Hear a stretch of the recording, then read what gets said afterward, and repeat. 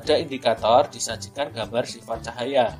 Siswa dapat menganalisis sifat cahaya. Nah, sifat cahaya itu apa saja sih? Nah, kita lihat gambar di sini.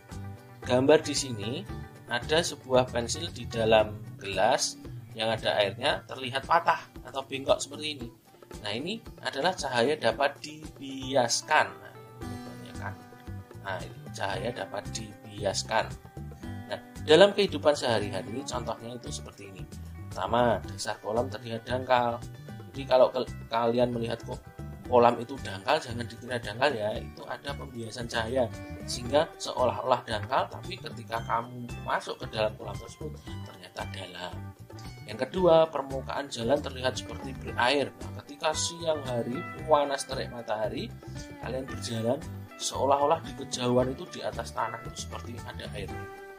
Nah, kemudian ketika di atas gurun, gurun pasir terlihat seperti berair. Ini juga pembiasan cahaya. Kemudian ikan di dalam air terlihat dekat. Jadi ketika ada ikan di dalam air, wah ini dekat. Kita tangkap ternyata tidak sampai tangan kita karena ada proses pembiasan cahaya. Ini adalah sebagian contoh. Masih ada banyak sekali contoh cahaya dapat dibiaskan untuk sifat yang pertama. Kita lanjutkan sifat yang kedua. Kita lihat gambarnya. Nah, di sini kalian lihat seorang anak melihat lewat karton A, karton B, karton C, kemudian di sebaliknya ada lilin yang menyala. Nah, dia bisa melihat cahaya dari lilin tersebut melewati lubang kecil itu yang disusun lurus. Sehingga sifat cahaya yang kedua adalah cahaya dapat merambat lurus. Nah, untuk contoh dalam kehidupan sehari-hari kira-kira apa ya? Nah, yang pertama adalah terbentuknya bayangan.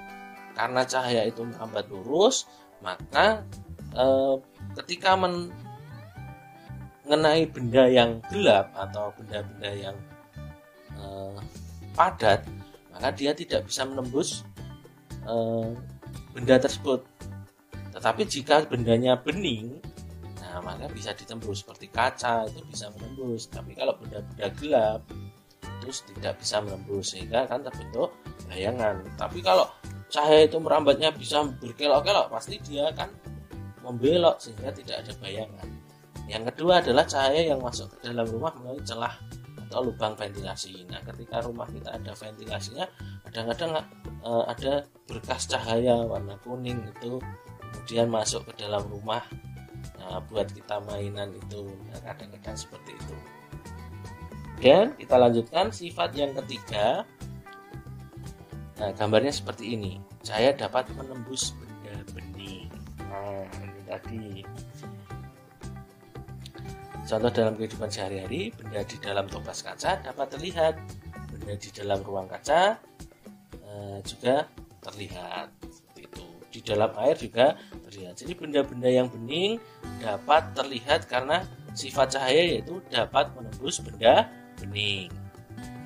Kita lanjutkan sifat yang keempat. Nah, kita lihat di sini. Cahaya ternyata dapat dipantulkan. Nah, kira-kira apa ya contoh dalam kehidupan sehari-hari? Nah, orang bercermin, dengan adanya cahaya dapat dipantulkan, maka cahaya yang mengenai wajah kita dipantulkan ke cermin dan cermin itu dipantulkan kembali ke mata kita. Kemudian orang dapat melihat benda-benda. Nah, sebenarnya adik-adik semuanya, kita dapat melihat benda yang ada di sekitar kita itu karena ada pantulan cahaya. Jadi cahaya matahari mengenai benda tersebut, kemudian berkas cahaya yang mengenai benda tersebut dipantulkan menuju mata kita yang ditangkap oleh bagian mata kita yang disebut dengan retina, sehingga dibuat sebuah impuls dan dikirimkan ke otak kita sehingga kita dapat melihat benda-benda tersebut. Tapi jika benda tersebut tidak memantulkan cahaya, misalnya benda yang ada di dalam ruangan yang gelap, maka kita tidak bisa melihat benda tersebut. Jadi kita bisa melihat benda yang berada di ruangan terang karena benda tersebut memantulkan cahaya. Kita lanjut.